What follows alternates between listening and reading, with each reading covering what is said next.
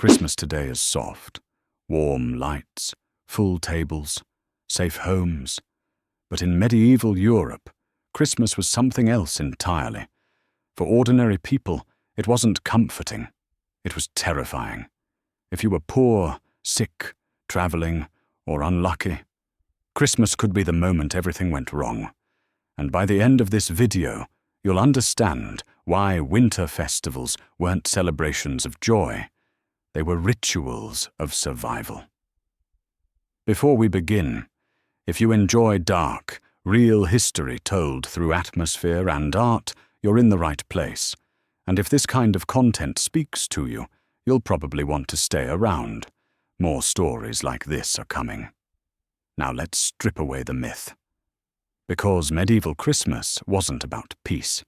It was about enduring winter without dying. By December, medieval Europe was already on edge. Food was nearly gone. Grain stores were low. Salted meat was rationed. Vegetables were mostly gone or rotting. And Christmas arrived after months of hunger, not during abundance. Winter wasn't a season. It was an attrition event. People didn't celebrate Christmas. They survived through it. Cold seeped into homes made of wood, mud, and straw. Fires burned constantly, but fuel was limited. Many families slept in one room, packed tightly together. Not for comfort, but because body heat was the only insulation they had. Children died first. The elderly followed. And disease thrived in the cold. This wasn't rare, it was expected. Christmas meant candles, church candles, home candles, feast candles, and candles were deadly. Open flames, plus wooden buildings, plus straw floors. Disaster. Entire medieval towns burned down in winter. Not from warfare, from celebration. A single overturned candle during Christmas Mass could ignite a church packed with people wearing wool soaked in tallow. Once a fire started, there was no stopping it. No fire brigades, no hoses, no escape routes. Christmas was one of the most fire-prone days of the year. Christmas was one of the few times peasants were allowed to drink heavily. Ale flowed freely, and so did violence. Records show spikes in assaults, domestic violence, accidental deaths, stabbings, falls into frozen rivers. Alcohol, plus hunger, plus stress, plus winter darkness was a lethal mix, and once night fell, it fell hard. There were no street lights. Traveling home after a feast could mean freezing to death, being robbed, falling into a ditch, being mistaken for a thief and killed. Christmas night was dangerous. Church attendance spiked on Christmas. So did disease. Cold weather meant poor ventilation, packed interiors, weakened immune systems. Christmas gatherings spread. Pneumonia, tuberculosis, plague remnants, skin infections. Ironically, the very act of praying for survival increased the risk of death. If you enjoy learning about the parts of history that never make it into textbooks, you might want to leave a comment later, especially if something here surprised you. Christmas was worst for the poor. While nobles feasted, peasants watched. Debt came due in winter, rents were demanded, work slowed, punishments increased, begging was common, freezing was common, starvation was common. Charity existed, but not enough, and shame killed just as surely as hunger. Traveling during medieval winter was reckless. Roads vanished under snow. Rivers froze unevenly. Bandits knew Christmas travelers carried food. Many never arrived. Christmas was a deadline. Miss it, and you might not survive the return. So why do we remember medieval Christmas as warm? Because history was written by those who survived it. The wealthy, the housed, the fed. For ordinary people, Christmas wasn't joy. It was endurance. And surviving it meant you earned another year of life. Christmas in the Middle Ages wasn't peaceful. It was cold. It was dangerous. It was uncertain. And that's what made survival meaningful. If you made it this far, Thank you for watching. More stories like this are coming, darker, realer, and human. What made medieval Christmas especially dangerous wasn't just hunger or cold. It was expectation. Christmas was supposed to mean hope, which made failure unbearable. By December, most peasants already knew whether their winter stores would last. They could count the sacks of grain. They could see the meat hooks hanging empty. They could feel the cold worsening each night. And yet Christmas demanded celebration. Church bells rang. Lords expected cheer.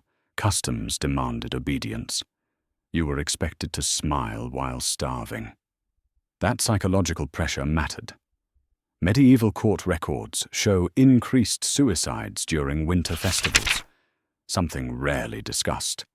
Despair peaked when joy was demanded, but impossible, and despair leads to mistakes. People took risks they normally wouldn't. Frozen rivers were crossed because waiting meant starvation. Unsafe food was eaten because wasting it felt worse than illness.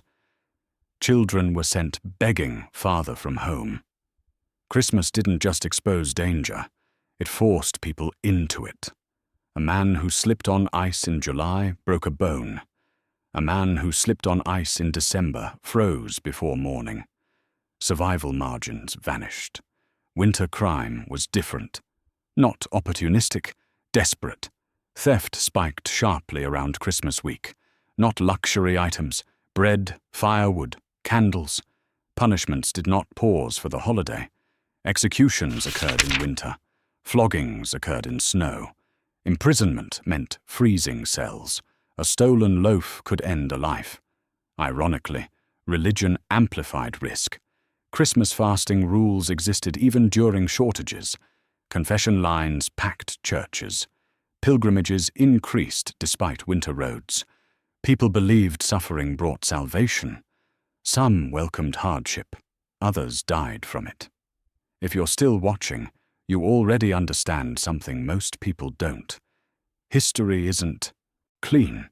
And if you enjoy learning the uncomfortable truth, staying curious, and staying subscribed, actually helps this channel keep making content like this. Christmas meant more fire than usual. Extra cooking, extra candles, extra guests.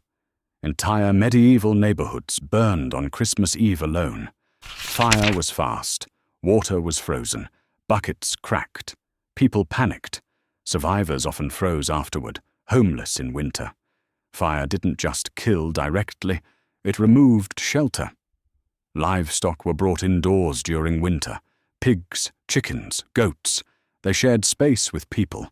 This spread fleas disease, parasites, Christmas crowds, plus animals, plus warmth as infection. Rats thrived, and rats meant plague memory, fear that never fully left Europe. Children didn't experience magic.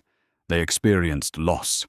Records show infant mortality peaking in winter, especially December and January.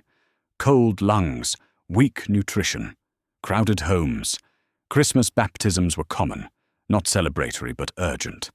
Parents rushed to baptize newborns because they expected them to die. That alone should tell you everything. Yes, nobles feasted. But even castles weren't safe. Fire hazards, food poisoning, drunken violence, accidental deaths, no modern sanitation, no medical intervention. Christmas did not suspend physics. We remember medieval Christmas through illuminated manuscripts, church art, noble diaries, not peasant graves, not frozen travelers, not burned towns. The myth survived because the dead didn't write. Christmas wasn't about joy. It was about surviving the darkest point of the year. Those who lived through it didn't celebrate. They endured.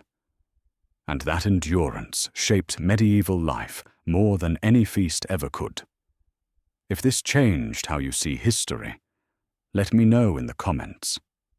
I do read them, and they directly influence what stories get told next.